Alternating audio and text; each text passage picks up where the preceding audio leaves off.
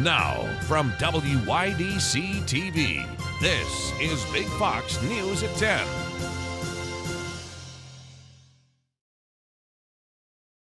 Good evening. Thank you for joining us. I'm Anna Manuel.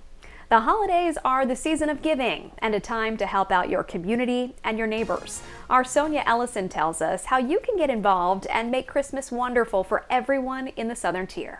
You can see the toys all over the place. There's a lot of people that have shown up and brought in literal truckloads of toys. This year has been one of the best turnouts we've had early on.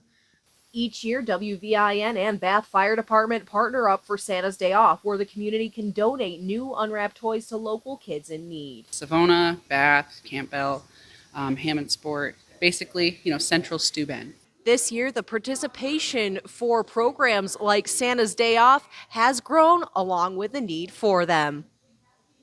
Steuben Livingston Catholic Charities have seen an increase in their Christmas program signups and people coming to their pantry in previous months. We went from about 2,777 households in our Bath pantry to this year 4,515 households. Corning, Hornell, and Mount Morris have seen a similar increase. The jumps have been massive. But so has support. The recent Boy Scout food drive helped collect 3,000 pounds food each for Bath and Hornell locations. If it weren't for those donations, I'll be honest with you, I don't know if we could keep up. Catholic Charities will still take applications for their Adopt a Family program at ccsteubenlivingston.org and toys at all locations. The goal is just to make sure everybody has a Christmas. Toys for Tots takes donations until December 12th. Find out more at toysfortots.org. Those in need in the Bath area can sign up This coming Saturday from 9 to 12 at O'Malley Hall. This holiday season proves a great need can be met through greater participation of community. So I think people just expect it and they want the children to have a good Christmas. And I think that's what makes it special. Sonia Ellison, Big Fox News, Bath. The Community Bank confirmed their West Elmira location at 930 West Church Street will be closing. Community Bank did not yet confirm a specific closing date, but said it will happen sometime in January. After last week's official ribbon cutting, Rise Elmira announced all events are canceled until further notice. The Dry Bar is located in downtown Grind Coffee Shop that put a for sale sign in its windows earlier this week. The owner tells Big Fox he's exploring options for a new location. Though Rise has not found a new place to relocate yet, it will likely reopen and renew permits in the next few weeks once they do. Hanukkah begins today, and Congregation Kol Ami in Elmira kicks off festivities with a candle lighting tomorrow at 4:18 p.m. with a special program following at 6 p.m. A community dinner sponsored by the CKA Sisterhood will also be held. A Bring Your Own Menorah candle lighting service is 7:30 p.m. in person and on Zoom. For more information, visit the website on your screen.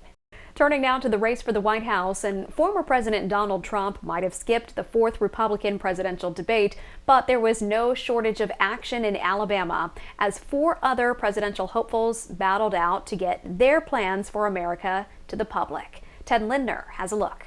The mood on stage was tense during Wednesday night's fourth Republican debate hosted by News Nation, as 4 GOP candidates try to convince voters why they should be their party's nominee for the White House in 2024.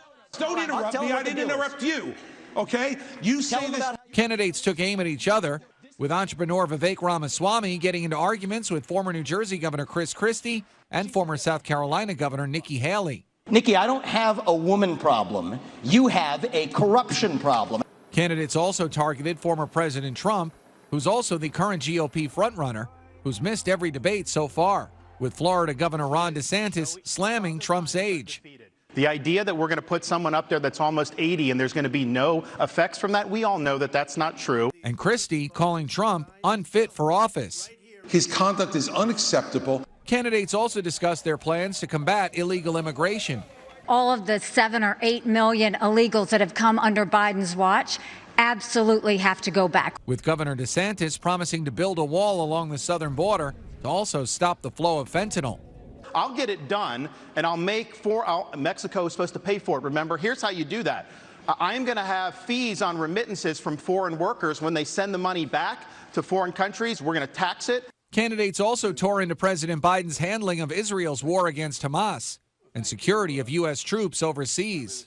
If you harm an American service member, you're going to have hell to pay when I'm president. Meanwhile, on the home front, Nikki Haley addressed the need to bolster the U.S. economy and make home ownership accessible for younger adults.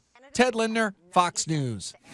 The House voted to censure Democratic New York Congressman Jamal Bowman for pulling a fire alarm on Capitol Hill when there was not an emergency. The measure passed on a vote of 214 to 191, which included some Democrats joining Republicans to vote in favor of censure. Bowman was caught on surveillance camera back in September, triggering the alarm. Republicans say they suspected he did it to give Democrats more time to read a stopgap spending bill the GOP had just introduced. Initially, Bowman denied pulling the alarm and then later admitted to doing it, but did say it was an accident. Students and staff at the University of Nevada's Las Vegas campus are shaken today after a deadly shooting there yesterday. Jeff Paul is in Vegas with the latest on the investigation into the gunman. Sounded like fasting earthquakes, 1, 2, 3, like cannons. Students recalling the terrifying experience at the University of Nevada's Las Vegas campus on Wednesday, where a gunman opened fire, killing 3 people. I was just freaking out, crying. I didn't know where my friends were. The suspect, reportedly a professor who was denied a job at the university.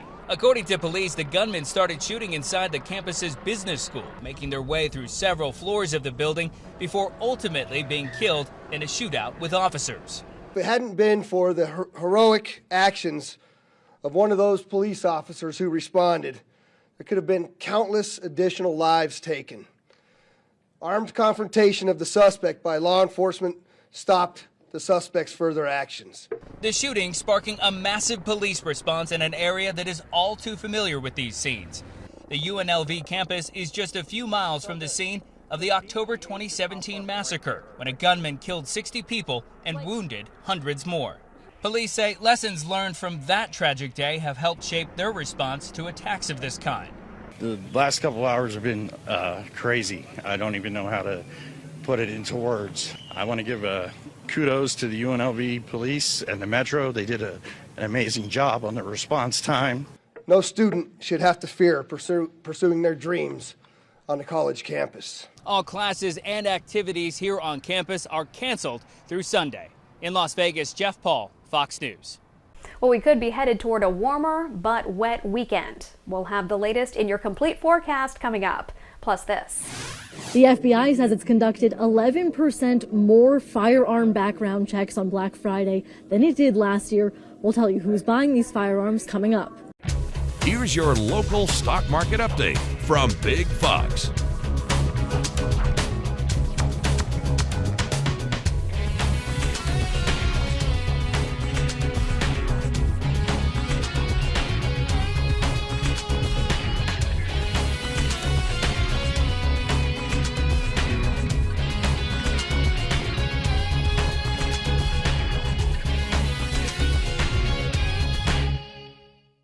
Now, your Twin Tiers forecast from Big Fox.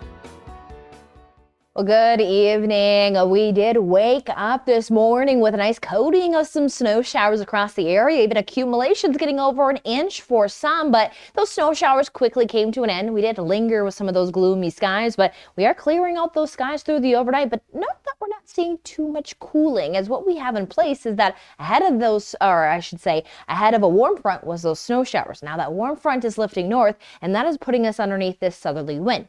Fairly light wind, but it is going to continue to bring us warming, as we'll see some warm December conditions here into the weekend, with highs expected to be into the 50s. Now it is going to be fairly enjoyable into our Saturday before we are going to turn active on Sunday. Now this system is going to be included with some heavy rain potential, some strong winds, and even some wintry mix to follow. But then it is going to head us into some quiet conditions next week with some seasonal sunshine. Now what is seasonal for this time of the year?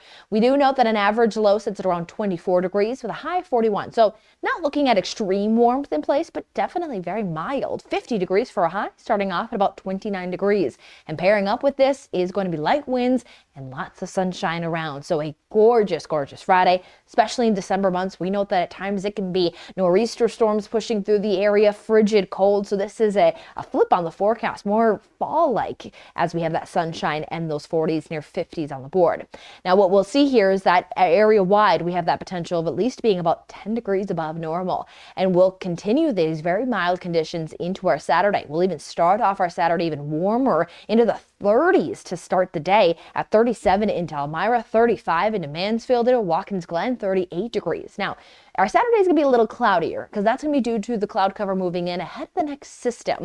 But we still can see that that warm southerly wind brings us into those 50s. Now, winds by the end of the day on Saturday might start to become gusty, but what we'll see is that the strongest of the winds will lie on Sunday. Still with a southerly flow, which is going to bring that warmth, but getting 40-mile-per-hour gusts will be a concern in place. And then we even see that we do stay a little blustery at times there Monday, Tuesday. That is where we're going to have to talk about some potential lake response again with some areas of wintry mix as well as some snow showers depending on temperatures. But with this system, we are going to be very warm ahead of it. What we're watching is that we have not only a low pressure system locally, but there is a low to the north, and that's allowing for this very strong, rich flow to move north, but it's also tapping into a lot of moisture. So what we'll see is that ahead of the low pressure system, there is a heavy rain potential, and the local area just falls within that potential to watch this system for Sunday for heavy rainfall. Again, backside is going to come with some cold fronts, which will keep us breezy with some wintry mix potential, maybe some lake response even through Wednesday.